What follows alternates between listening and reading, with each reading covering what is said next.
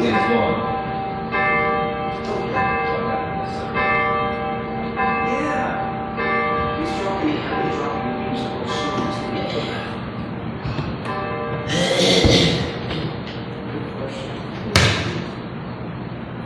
Okay, welcome to First Universalist of New Madison on this beautiful Labor Day weekend Sunday. We made it. I was just thinking about that today. We made it through the whole summer without really sweltering in here with the fans and everything. I don't think it was ever really that uncomfortable, considering how hot it was in June. Who says we need air conditioning? Do we have any announcements? One announcement is none of our musicians showed up today. So it's going to be an abbreviated service unless Ty wants to pick out a few hymns and sing them a cappella. We're going to just probably skip the hymn thing because I didn't know they weren't coming. Otherwise, I would have pulled up something on the computer and had hymns there. In fact, I may, well, that's too complicated. I'm not good enough to do that. And everybody has plans for Labor Day, so they don't want to spend a long time in church anyway. So it'll be an abbreviated service. The service will be a little bit about Labor Day, since it is Labor Day. And doing into Labor Day, I got into a whole thing on lies. And it's just one of those things that's been affecting all of us as a country and as a world, really. How people can get away with lying, and why people accept lying. I don't have an answer. I don't know. I did a little bit of research on it, so we'll talk about connecting Labor Day and lies. The chalice lighting for Labor Day. Does anybody want to sing anything a cappella for prelude? Okay. Seeing no volunteers. Chalice lighting for Labor Day. On this Sunday before Labor Day, we light this flame to honor all work. Not only the work we do for pay with our hands, our backs, our minds, that is important, yes, but also the work we do for love. The work we do to help others stay alive and belong instead of being outcasts. The work we do to ensure people are paid fairly, work reasonable hours, have quality in their lives. The work we do caring for the young, the old, and the infirm. The work we do to mentor, to educate, to advocate, and to enrich the community, the country, and the world. We honor all the labors that support our world and all the work we do to make this a better place.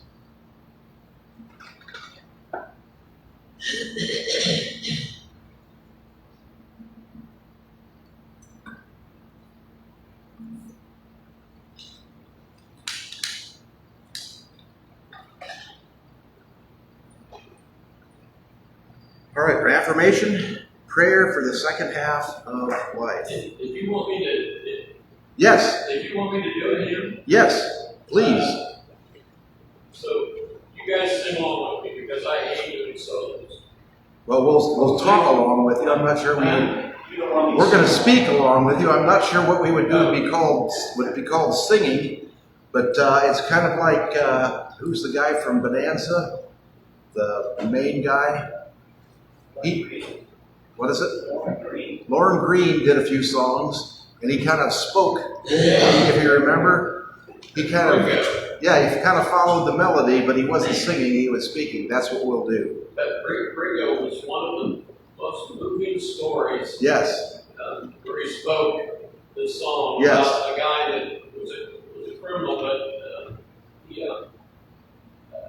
had a bit of honor at the very end, where he did not, because Lauren Green, or because the sheriff saved his life. He spared the sheriff's life, and then didn't run out the back door. He went out the front door to certain death. So yes, and that's an impressive song. Yeah. If you want to do that, okay, that'd be great. Anyway, here we go. Which one are we doing? 68. 68. Come, ye thankful people, come, praise the song of harvest home. Fruit and crops are gathered in, safe before the storms begin. God our Maker will provide for needs to be supplied. Come to God's own temple, come. Raise a song of harvest home. All the world is but a field, given for a fruitful yield. Wheat and tares together sown, here for joy or sorrow grown. First the blade and then the ear, then the full corn shall appear. God of harvest, grant that we wholesome grain and pure may be. What's a tare? A tare is the empty weight. When you go to the elevator with your grain, you pull on the scales, they take a sample of the grain, they weigh your truck or trailer or tractor and wagon and what's in there. You dump your grain, and then you come back and you weigh empty. That's your tare weight. Oh, okay. If you do this all the time, in other words, if you use the same tractor and truck, like for the construction semi-trucks that go to pick up gravel and stone, they'll have the tare weight listed right on the side of the truck. Oh, okay. Most elevators aren't that trusting, because if you load your truck up with diesel fuel or whatever, you can change. You can go in with an empty tank and weigh your tare weight, and then you can go in with a full diesel tank and add 400 pounds, and if you tell them your tare weight is the standard weight and you load up with diesel every time, farmers are not known to be cheaters. Farmers are known to be basically honest people, but they're not stupid. I'll tell you how it works. I worked at the elevator in Pleasant Hill. Grain, basically wheat or corn, should be about 15%. That's the ideal dryness weight that it will stay and store.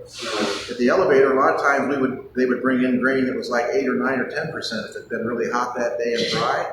So when the elevator sells their grain to somebody else, they sit there with a hose and put water in it. They add a couple 100 pounds of water to get it to 15%, because when they sell the grain, it's measured at wherever the buyer is, and as long as it's 15% or below, there's no dock.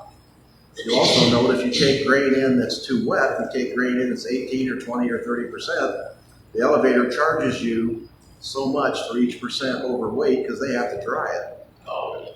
So it's not considered crooked, it's considered being a good businessman. So, a little bit of, Well, thank you. I learned something. yes, a little bit of extra information there. Yes. All right, and thank you so much, Diana. A little bit of We'll music. do another one that I know of later. Yes, we got another one coming up.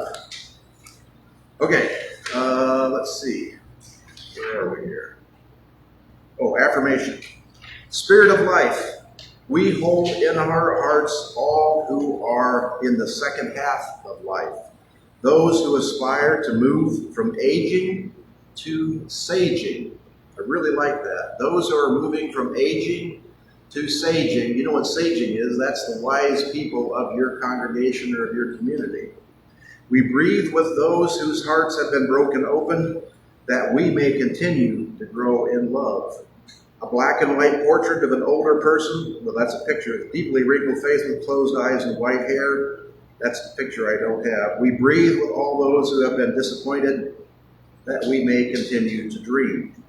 We breathe with all those who no longer find delight in the activities of our youth, that we may now find new delights. We breathe with those who live in daily pain, that we may find comfort and strength to greet each day anew. We breathe with those experiencing new limits in the body, grieving the loss of what we once could do, held by the body's possibilities still with us. We breathe with those whose fire is running low. May we open to the spark of inspiration and new life. May our journeys of aging and awakening together be a blessing. Particularly pay attention to those new limits of the bodies and the possibilities of the bodies are still open. You're still all offered. All right, children's story.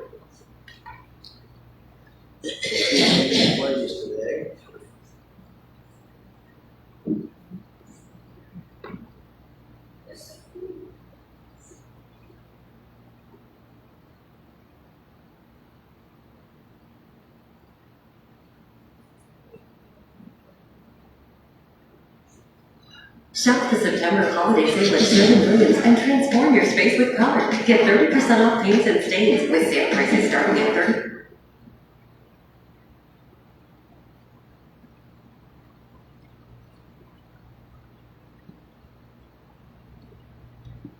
$4.29. Find your new color August 30th through September 9th. Shop online or visit your neighborhood Sherwin Williams store.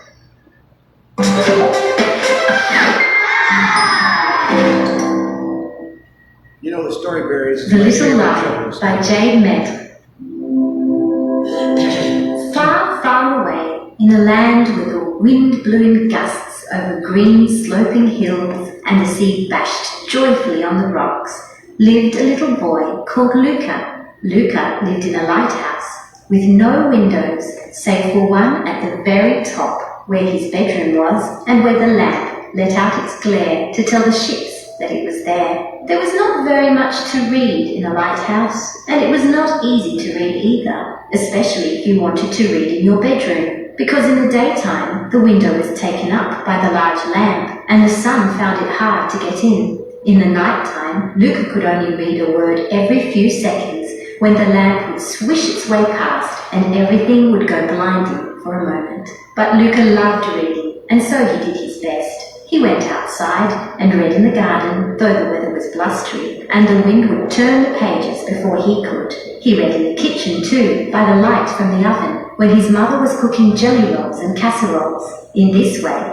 Luca read all 4 books in the lighthouse, and when he had finished, he read them again. Yet, living in a lighthouse with only 4 books is no life for a small boy who loves to read. His parents misunderstood his yearning and thought only that he might be lonely. And so, when they met a little girl who lived in a passing submarine, they invited her in to play with him. The little girl was called Lily. She loved to read too, but there is not much room for books in submarines. She only had 1 book. It was a book about the tides, because her father thought that if they could only fit 1 book into a submarine, it was useful to have a book that 2 people could read. Lily loved that book. It had a red cover and it had marks on it, because she carried it everywhere. Today, Lily appeared at the door to the lighthouse, clutching the book beneath her arm. "Hello," she said. "Hello," Luca replied. They looked at each other for a long while, Luca in the doorway and Lily on the step. "Are you going to invite her in?" said Luca's mother. And so he did. Once they had eaten, Luca showed Lily his upstairs room. He showed her how the light spun on its base and lit up the whole of the sea. He showed her his 4 books. Lily liked looking at Luca's 4 books, but she did not want to show Luca her own book, which she kept tightly pressed beneath her arm. Luca wanted to ask her to look at it, but he did not know how to ask. At that moment, a huge commotion appeared on the horizon. It was a storm. A big, dark storm, striding across the whipped waves. Lily went very pale as she ran to the window. As she stood against it looking out, she was so worried that the book slipped from under her arm and fell upon the cushions on the floor, but Lily didn't notice. "I have to go," she cried. "Mama and Papa are in the submarine." She ran down the stairs all the way to the bottom and then sprinted across the lawn. Luca watched her little red shoes flying behind her as the storm came in. But although the storm was wild outside his window, Luca felt something very calm and quiet inside, because Luca had seen when Lily dropped the book. But for some reason, Luca hadn't told her, although he could have. He just thought it wouldn't be so bad if he could borrow the book for a while. Lily wouldn't mind. It was just a book. The storm had passed. The sea was bleached and lank, as though tired. Night fell early, and Luca did not tell his parents about the book. "Did you have a good time with Lily?" they asked him. "Yes," Luca said. "What did you do up there in your bedroom?" they asked. "We looked at the lamp," he said. Luca said a little lie. It wasn't something very bad. He just didn't want his parents to know that he had read books with Lily, because they might ask about her book. He didn't want them to know about Lily's book, because they might tell him to take it back. "Shall we read one of your books tonight, before you go to bed?" asked his parents.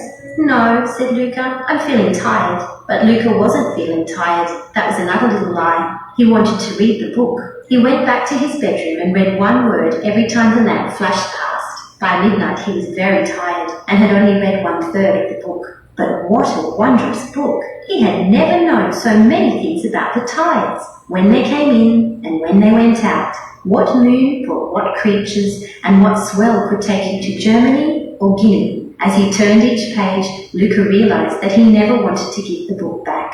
He could see why Lily loved it. Yet the next morning he was very, very tired. He got up out of bed very late. His parents were surprised to see him so sleepy. Lily came past, they told him. She asked if she left her book here. Luca felt the blood rush to his face, but it felt like the words came by themselves. No, he said, I haven't seen the book. That was the biggest little lie, and it felt like they were coming one on top of the other now, like the waves in a storm. The next night, Luca intended to do the same thing as the first night. He snuck into his bedroom and read Lily's book. The words were as wonderful as ever, but this time, something felt a little different in Luca too. He felt strange when he turned each page. He kept imagining Lily in her submarine, floating in the water, gazing at the black roof with no words on it. How lonely she must feel without her special book. And now Luca had 5. The following morning, the feeling inside him had grown, and it felt like a big, hard lump in his belly. As big and hard as the beautiful book he had stolen, and that heavy feeling felt bad, and he couldn't shake it off. It followed him and made his feet drag. It made his smile feel strange when he smiled at his parents, and his eyes sting, as though he was opening them too wide or not wide enough. As the day passed, Luca slowly knew what he had to do. He felt very sorry that he had not told anyone that he had the book. He didn't know why he had done it, but Lily's book belonged to Lily. He picked the book up, walked all the way to the submarine, and asked if he could speak to her. And when Lily popped up the porthole, her face red and sad from crying and missing her book, he gave Lily her book back. I had it all along, he said. I wanted to read it, but I didn't tell the truth when you asked if I had it. I'm sorry. It was very hard to say those words to Lily. It made him feel ashamed of himself, even though he didn't know why he'd done it. He worried that Lily would think he was unkind. But instead, Lily's face beamed as she embraced her book once more. What a lovely thing to tell the truth, she said. That must have been very hard for you. Thank you, Luca. And Luca suddenly felt as tall as his lighthouse. Shall we read the book together? Lily asked, and Luca and Lily became, from that day forwards, the very best of friends. The end. Thank you. Hurt me with the truth, but don't comfort me with a lie. Where does the conscience come from? Where does that little voice come from that tells us we've done something wrong and impels us to make it right? And why don't some people have one of those things called a conscience? I still don't have an answer for that either. Comments, questions on the little story? All right. Joys and concerns. Yes. I have a concern for my son, Lucas. When I was 38, I had a couple of problems. And I thought chemistry was not good.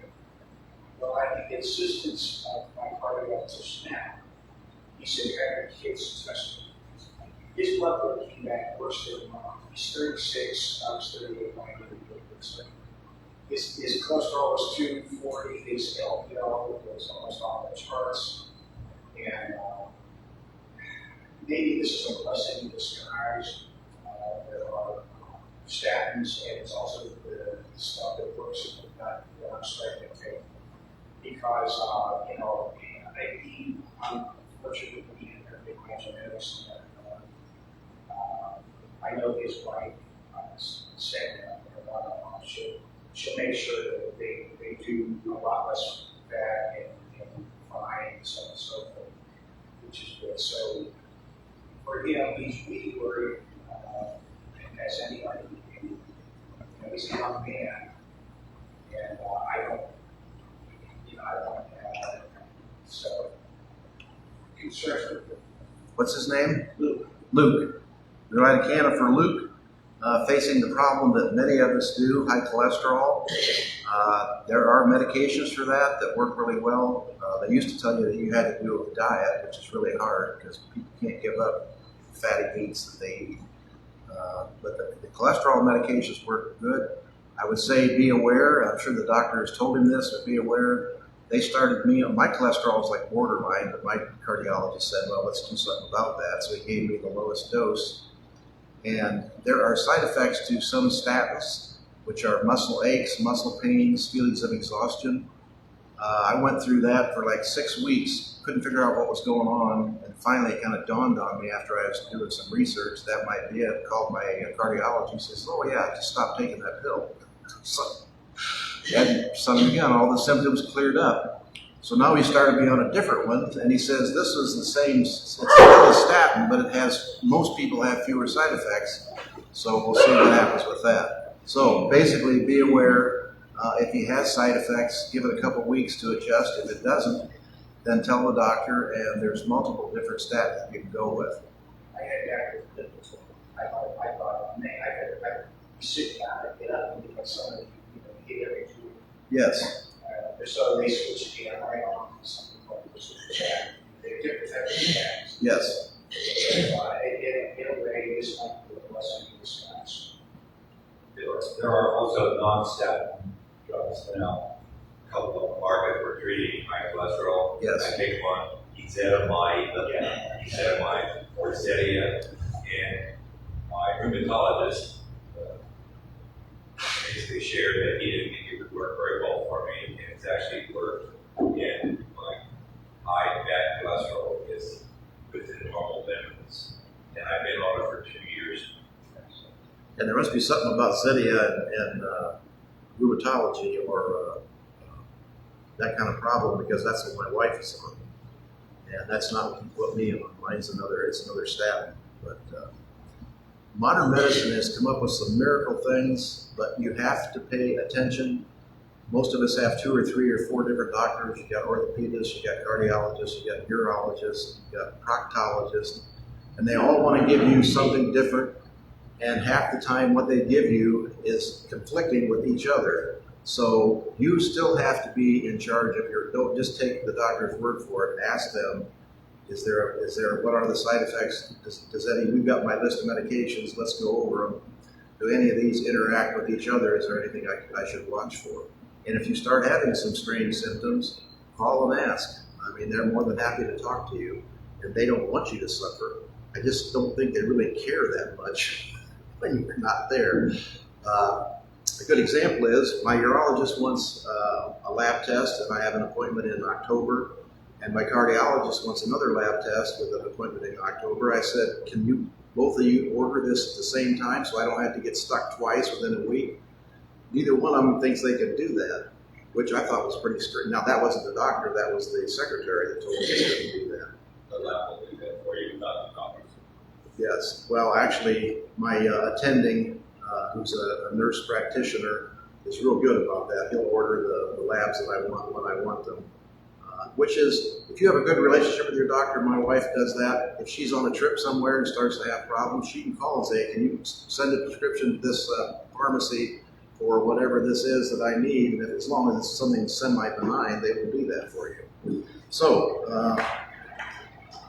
a candle for health reasons. Any other? Yes. I heard from Roberta. Obviously, she's not here today. Fortunately, she's going home with her family to their annual retreat to Saugatuck. But however, last week you may recall that she mentioned that her sister was on I believe, a cruise. Yes. I don't know where. And she had fallen and was very critical. The same evening she passed away. Oh, she did. Roberta's sister did. So Roberta told me yesterday that she was had an impression a week or so before the remains came back because of various regulations in Europe. Right. But her brother-in-law has returned to the States and services are pending.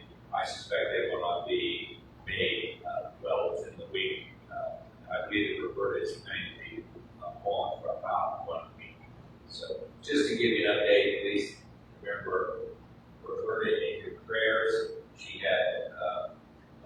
basically 3 sisters and 2 brothers, and this was her middle sister.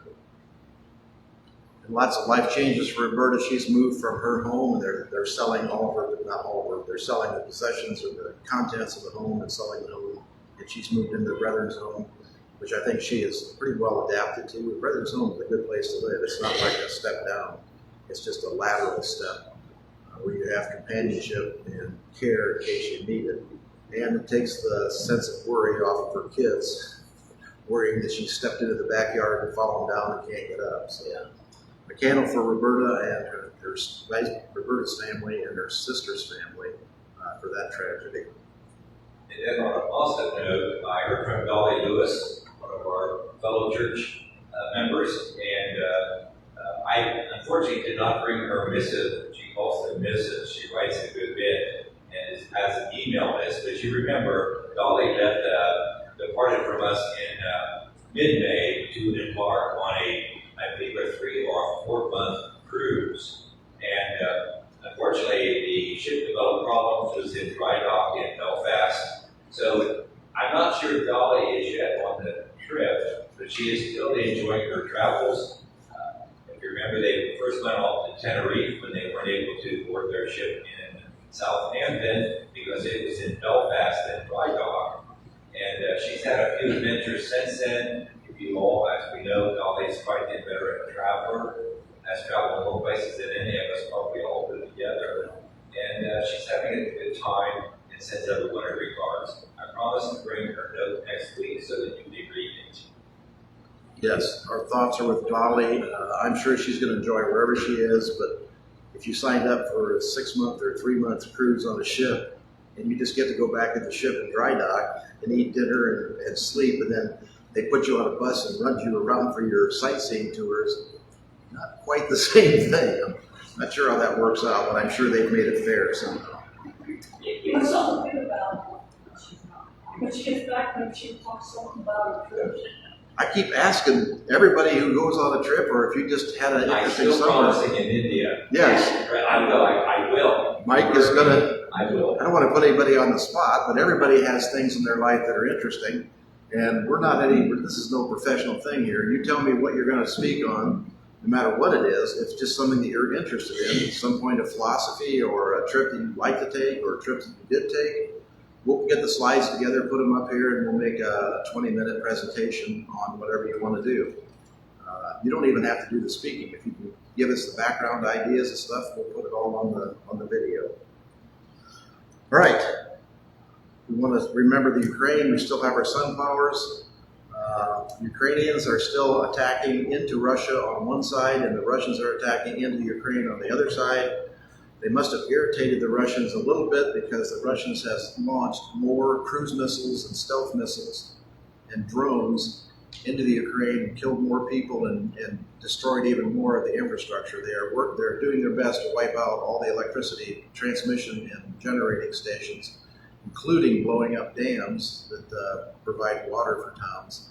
So like any war of attrition, it's horrible for the people in the middle.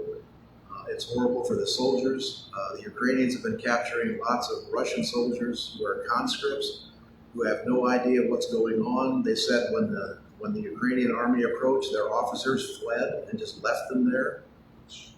Sad, sad situation for both sides. Kind of hinges on the whole thing we're talking about lies. Think about the evil people of the past century: Hitler, Mao Zedong, Pol Pot. Then you start to think of, and the people who are causing the problems in this century. Putin is invading, is running his country as a dictatorship.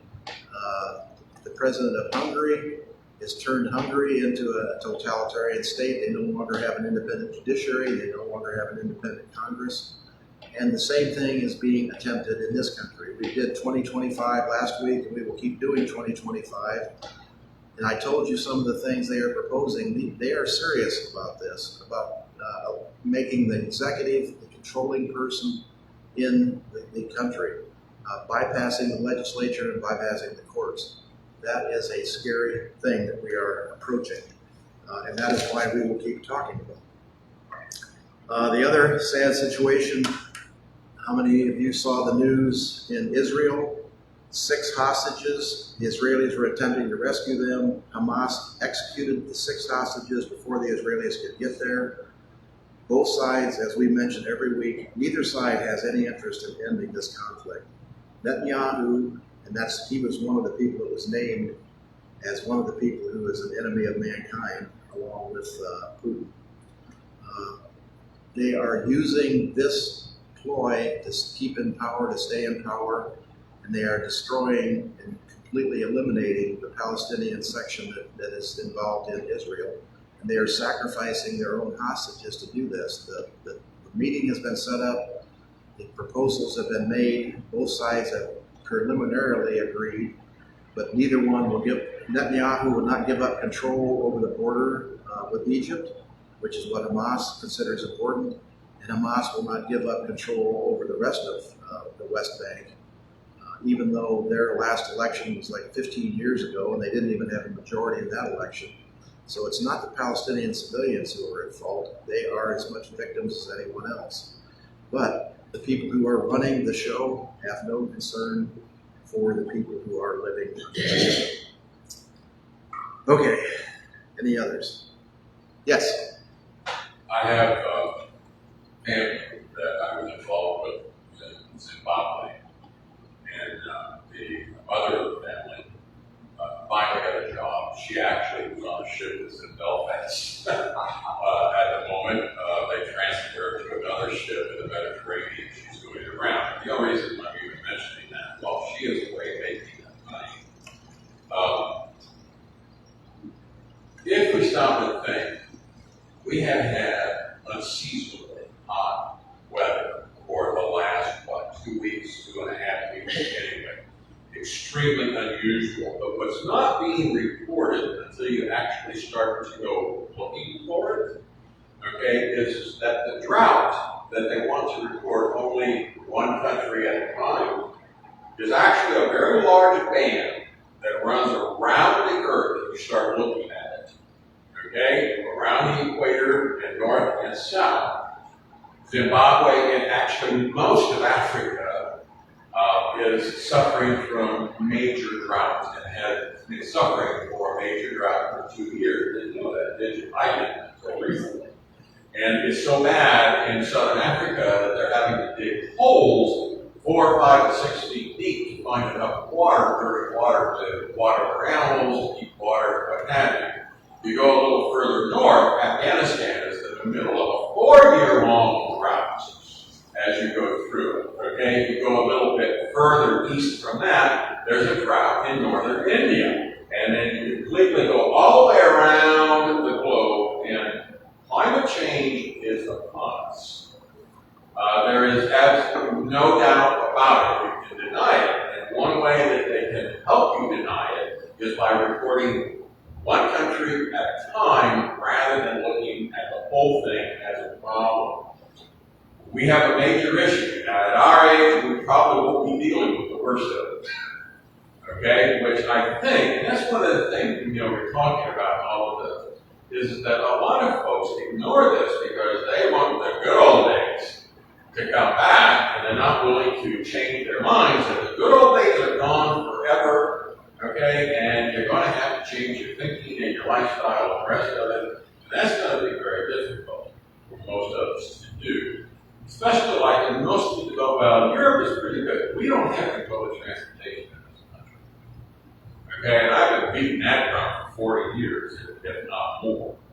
Okay, ever since Reagan, when they went through their deregulation period, as you may recall. Prior to that, this is a good example. Prior to that, there was not a small town anywhere in this country that you could not get to from another small town without owning a car.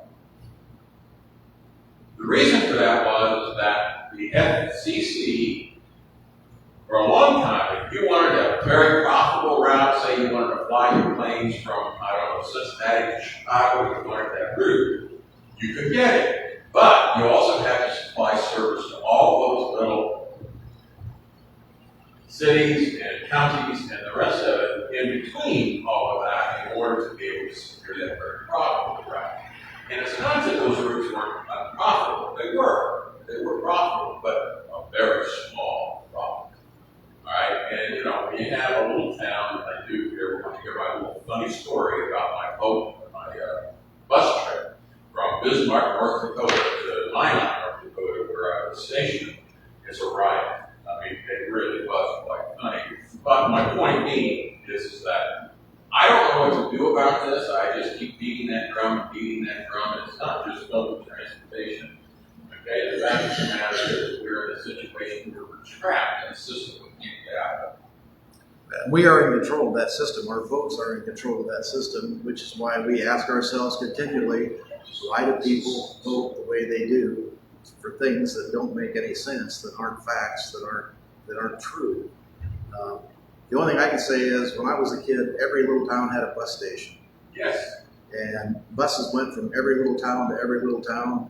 I'm not sure what happened to that, whether people just got cars and decided not to ride buses, or whether there was supposed to be a subsidy for buses. But Greyhound has disappeared. There's another bus thing that goes from major city to major city. And I've not even heard much about that recently. That was a couple of years ago. That was in place. You could go from Cincinnati to Columbus to wherever and maybe drop off a few in the middle. Yes? It's called a megabus. Megabus, yes. I'd like to add to that, in case you talk to somebody who is a denier, is first of all, they talk about the oceans rising a degree or two, and big deal. No, that is a huge deal, because water has what they call high heat capacity. In other words, it can take a lot of heat energy when that temperature rises, but that energy is in there. And here's a little experiment for someone for coming to this. Take a pound of steel and take a pound of water, put it in a pot, turn a thin block of steel, put your finger and go, ouch. For water, it's going to take some time because it takes that heat in. But that energy has to go somewhere, and we're seeing it right now.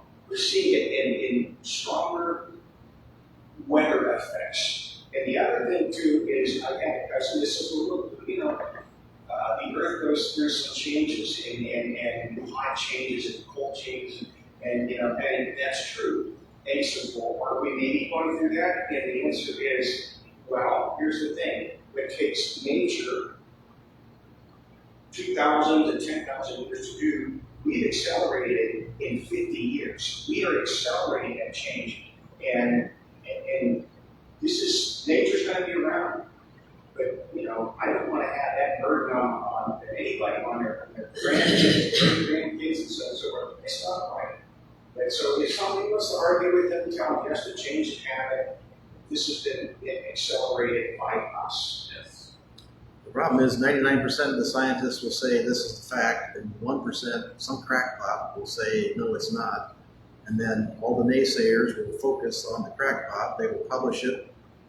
Primarily people who have a financial interest in it. That is partially, I think, what's going on with the reduction and the destruction of democracy, is people can make money out of not following the rules, and those are the people that are supporting it.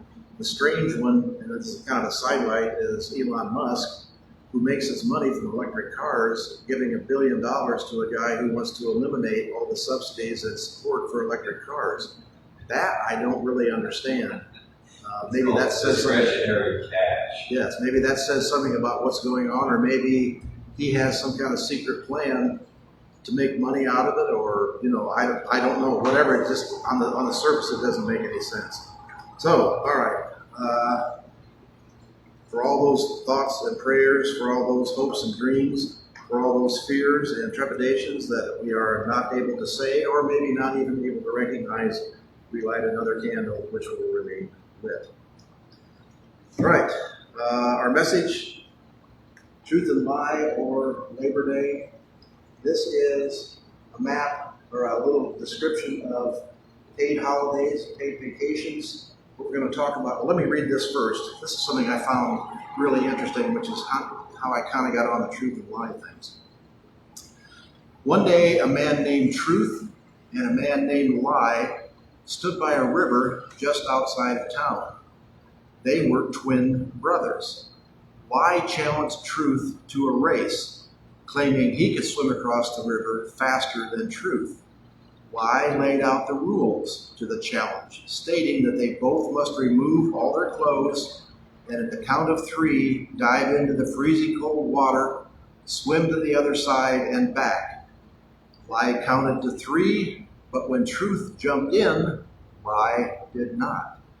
As Truth swam across the river, Lie put on Truth's clothes and walked back into town dressed as Truth.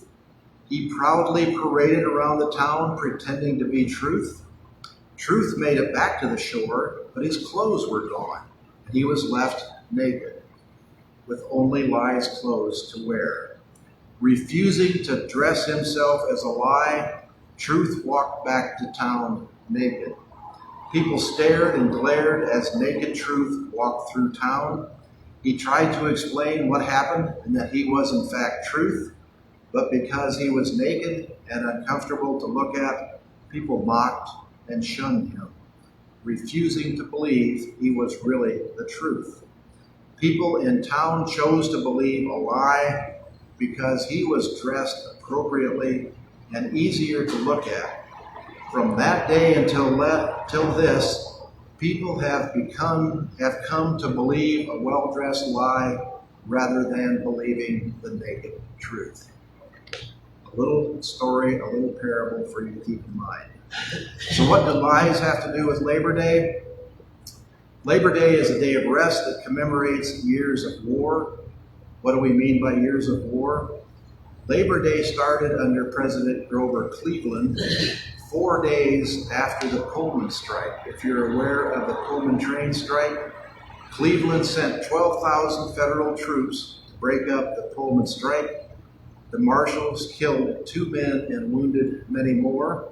The Pullman strike is the Pullman train cars. Back in the day when trains used to be the transportation mode of the country, Pullman was the guy who invented the sleeper car. It actually had berths and little cabins. Before that time, everybody just had to sit in their seat or stretch out on the floor to sleep.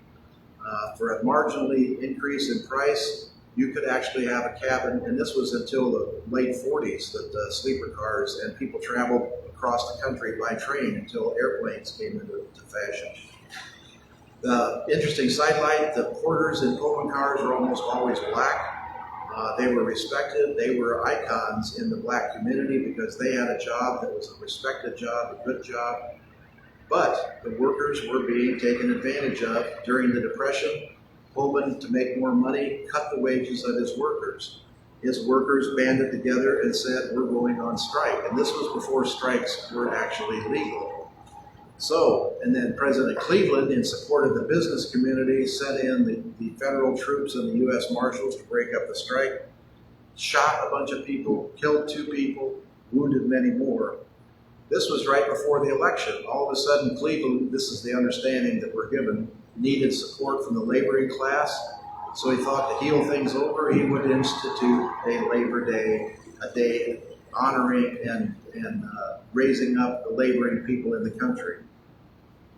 You might say it was a little bit of a lie. This was in 1894. He needed a way to win. He saw the opportunity in a federal holiday as well as organized labor. The movement for National Labor Day had been growing for some time. In September 1892, this was 2 years before, in New York City, laborers took an unpaid day off and marched around Union Square, thousands and thousands of workers. But now, protests against Cleveland's harsh methods made the appeasement of the nation's workers a top political priority. Legislation was rushed through both houses of Congress. He signed it 6 days after his troops had broken the Pullman strike. A simple place to start the discussion of rights and wrongs is with Labor Day. Samuel Gompers, the head of the Federation of Labor, said Labor Day would be the day for which toilers in past centuries looked forward when their rights and wrongs would be discussed. He did not say it would be a good day for barbecues. What's ironic about the fact of Labor Day and unions is that unions are inherently conservative institutions. They still are inherently conservative institutions. Even though unions are for equality, there is a lot of problems with unions and racism. If you saw the Republican convention, you saw the speaker of the head of a major union giving an address to the Republican convention, which struck people as incredibly naive. Granted, in his address, he basically told them the facts of how important unions were, but they were not listening to what he was saying. What they were looking at were what they call the optics, the vision of a national union leader speaking at a Republican convention. And we still have, and I've told you this thing, and I tell this every time I get a chance. One of the guys that works with me used to work for the post office. He got sideways with a supervisor and was fired for a reason that was not legitimate. He was off work for 2 months. The union got his job back. The union got his back pay back. And yet this guy is anti-union. He says, I have to give them union dues. And why am I doing that? And I said, because they got you $3,000 in back pay and got your job back. How obvious can it be? This is a person who, and like many others, supports Trump for president, even though Trump stands for all the things that would hurt him as an individual. This is the whole, and I do not understand this, but this is the values judgment, the values appeal that has happened all across the country. It's what happened when Nixon had the big vote change in the 60s, when all the Democrats, the South used to be a solid Democratic majority because of memories of the Civil War. Republicans are the ones who freed the slaves, so we're voting Democrat no matter what forever. All of a sudden, Nixon said, well, hey, we can be the ones who re-enslave people. We will allow you to, instead of having Johnson's Great Society, instead of having Johnson's where you have to integrate the schools, we will let you have private schools and you can be as unintegrated as you want. All of a sudden, the entire South in a fortnight changed into being solid Republican. The exact same people, they all just switched parties. The congressman, Jesse Helms, all those people went from Democrats to being Republicans, and that's how the change happened. And that still is going on. All right, so unions are basically conservative, but they still have the interests of the worker at heart. The auto workers unions got increased pay raises. The unions are beginning to spread even in the solid South. Occasionally now there's a vote where workers realize they're being taken advantage of.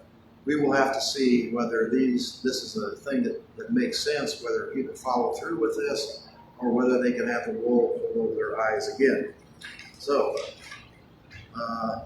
that's an international, unions an international phenomenon. I've got a picture here and a couple in other places about the number of people who have union membership. In the United States, this is for overtime, paid overtime, and also days off. The United States has 0 guaranteed. All these other countries, starting with France, have 30 days paid vacation guaranteed. I saw a sign on YouTube, which I tried to bring and couldn't find it. It was a little notice taped to the door.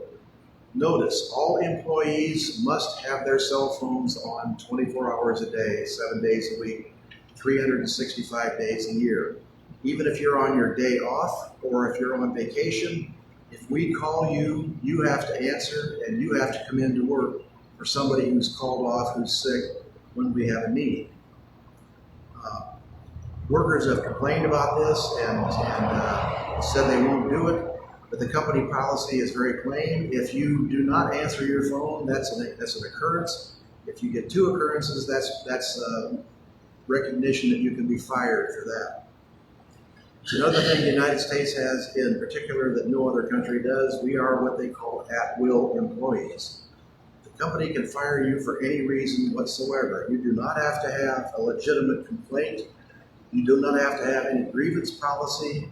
Even companies that have unions, I worked at Wayne Hospital, we had a union. The company could still fire you for any reason. The union would complain, but it was a very weak union. And it never really, well, it did accomplish one thing. When I was there, the company tried to say, we want to be more family friendly, so we are going to have business cards printed with all the employees' pictures on them, all the employees' phone numbers, and the employees' home addresses. We are going to hand those out to all the patients. the employees said, "You're setting us up to be targets for crazy people." And the union complained and finally got that practice canceled, so that practice did not go in. But that was one of management's great ideas to make Wayne Hospital friendly to the patients. You are going to know your nurse, you are going to know who they are and where they're from, and where their family is, and all their kids and everything else.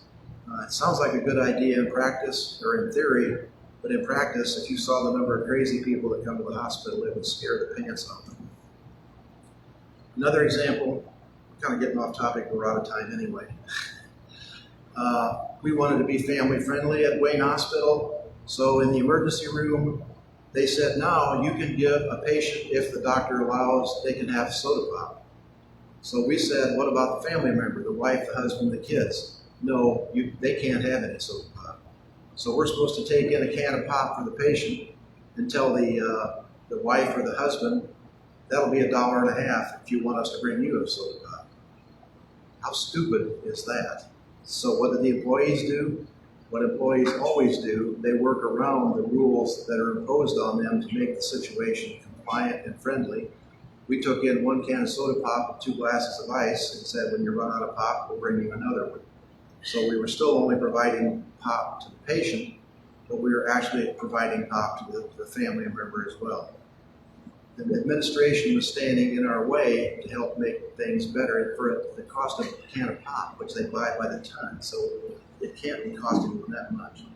So anyway, I've got a lot more stuff, but we'll do that later because we've got a lot of contributions today. So instead of ending up short, we're going to end up like we usually do. So comments, questions? That can of pop was charged to the patient too, by the way. What's that? That can of pop was charged to the patient. No, it was not. Well, yours was? I'm sure it was. It was embedded in that bill somewhere. Well, where they paid for it was when you got the $15 aspirin or the $15 Yes. ibuprofen. That covers the can of pop. Yeah, the $10 Band-Aid. And we would chart that we sent a can of pop in because you have to chart everything that happens. But I don't think the accountants were looking at our charting and recording pop. But yeah, it's, and then we can go into a whole other thing on that. Insurance, and that's, I feel sorry for the people who did not have insurance, because the insurance companies bargained down the rates, and they still do. Some poor schmuck that didn't have insurance and came in and had to have a cut sewn up or an broken arm set or whatever, they had to pay 2 or 3 times as much and take a chance of losing their house because they didn't have universal insurance, which we can get on that horse too. Everybody should have insurance in this country. It should be paid for and contributed by everybody. It would make things a lot cheaper. The insurance company executives make millions and millions of dollars every year by denying people coverage. People pay insurance payments, and then the insurance company says that doesn't fit, we can't do that. Also part of Project 2025, the Heritage Foundation wants to reinstitute that for the whole country, that everybody will be under that situation. So let us do our offering. Today is the first Sunday of the month, so we have a fish plate if you'd like to contribute something for fish. If you want to contribute something to the continuing maintenance of the church for however long that is, please feel free to put something in.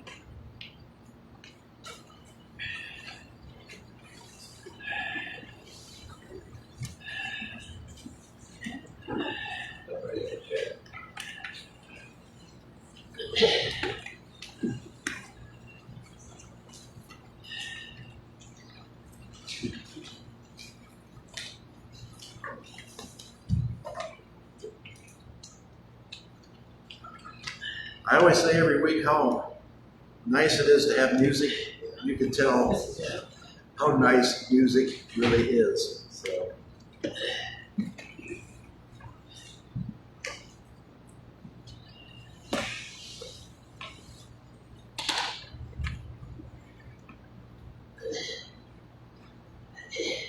Actually, Tim, I thought when we sang, and I would listen to this gentleman right here, it didn't sound too bad. I think it sounded really good. Yeah, which is much better. I think it's. I don't know what it's going to sound like when I go back and listen to Facebook, but from where I said, it sounded really good. Yeah. Ty, do you want to lead us in the doxology?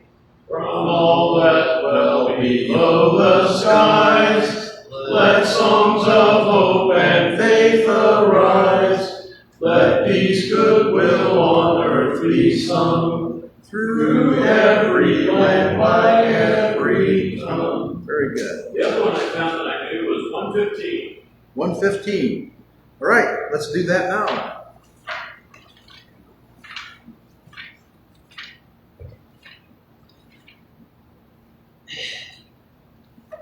$115, God of grace and God of glory. God of grace and God of glory, on thy people pour thy power. Crown thy ancient church's story, bring its blood to glorious flower. Grant us wisdom, grant us courage, for the facing of this hour, for the facing of this hour. I think I'm only going to do one verse because I'm not sure I was fumbling around in the first part, so. The first one we sang, everybody knew the tune. This one, everybody knows God, grant us courage for the facing of this hour, but nobody knows the first part of that song, so we're kind of fading through there. So let's just stay with one verse. Okay. God of grace, God of glory, and we all like that. Grant us courage for the facing of this hour, for the facing of this hour. Okay, extinguishing the chalice. Our work here today is at an end, and our work has just begun.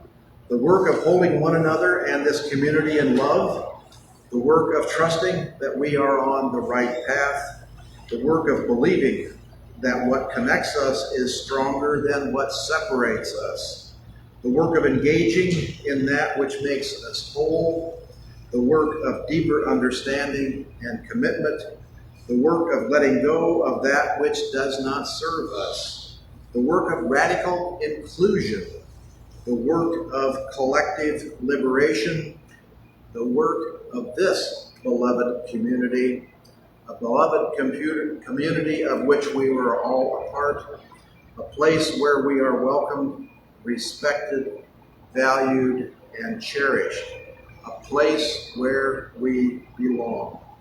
Go in peace, amen, and blessed be. Our last picture is horses and Labor Day. Cannot believe those got to be pine logs. That 2 horses, even on skids in the snow, that has got to be one tremendous. And I thought maybe those were the made-up things you find on Facebook, but I found multiple copies of this, and not just this, but multiple images of horses in the woods pulling sleds or sledges piled with lumber like unbelievable. And yet they do their work. And if you remember the picture I showed you last week, I should have probably done that one for a horse in the coal mine with the 3 coal miners. That horse had a look out of his eye like he knew what was going on. He lived his entire life in darkness, never went up to see the light again once he was put in, and he pulled that cart with all his heart and all his strength. So horses, they are blessed companions. All right, that will close our service for First Universalist of New Madison on this Labor Day.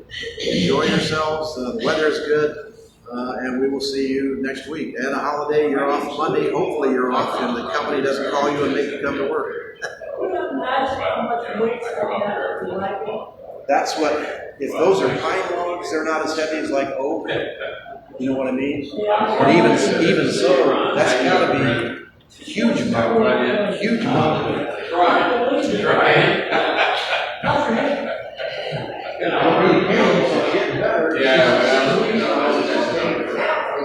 I'm sitting here listening to everybody around Chicago.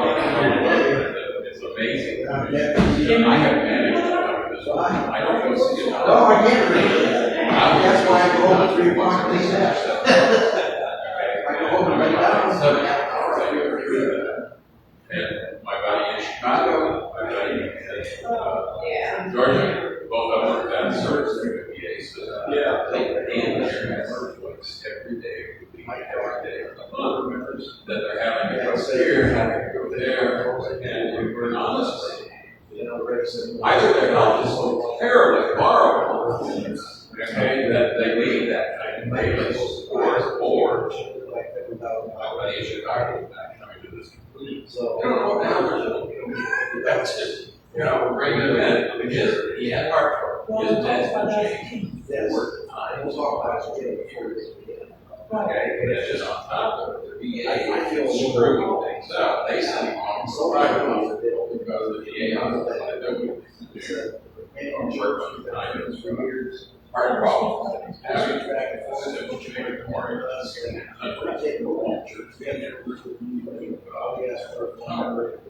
and so on top of all of that, it comes through that. She's using that. And artists just get old. That's what it comes down to. You're getting old. They're not saying that you got to have and he'll be the first to do it. Seriously, I don't understand why I have got to say smart.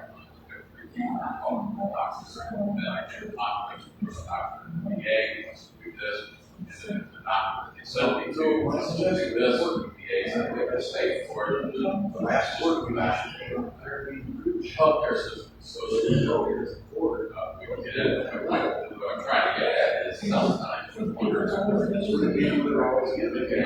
that we can transfer systems. You can't get such faith, and then all of a sudden, here we go, we're on this treadmill, and just never proceed. And I work it all. And when we go, we have to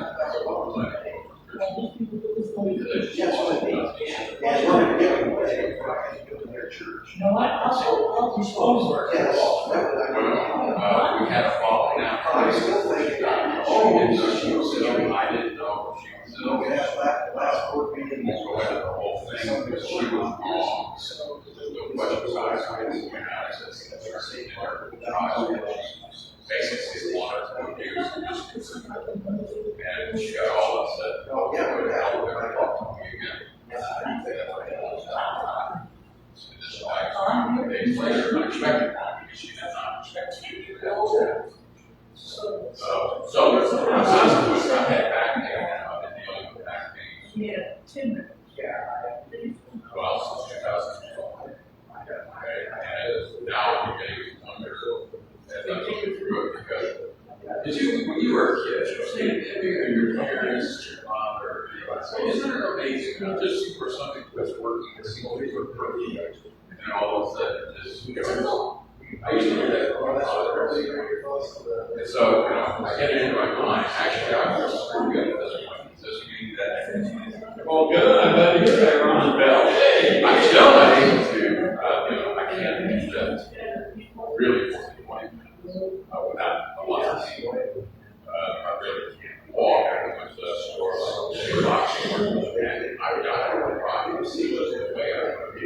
And one side of the other side. Probably somewhere. Get out of this thing. You're a lot. That's a good part. They move stuff all around the year, all the time. You can, where it's at, take a long walk over there, it's not over there anymore. And you can find somebody to ask as you're walking all over the store. Find that's what they want. Yeah, exactly. Well, and then they do weird shit. I had a job. I felt it was good. I became a course later. But it makes a lot to that. So it changed really my outline. I fell into it. I was out of work. Indianapolis, I just couldn't find work in Indianapolis because I had done theater for years and she knew me this way. I did theater done. Okay, then I went in I did some other oddball life fiction photocopiers and so that came up because the West Coast suburbs and they all done on iPhone. I was all yeah, I made that transition. And unfortunately, what happened for me, I started with that business subdivision agreement. And then when I came back to Indiana, there's a different one, but I did it anyway. And I worked for an outfit called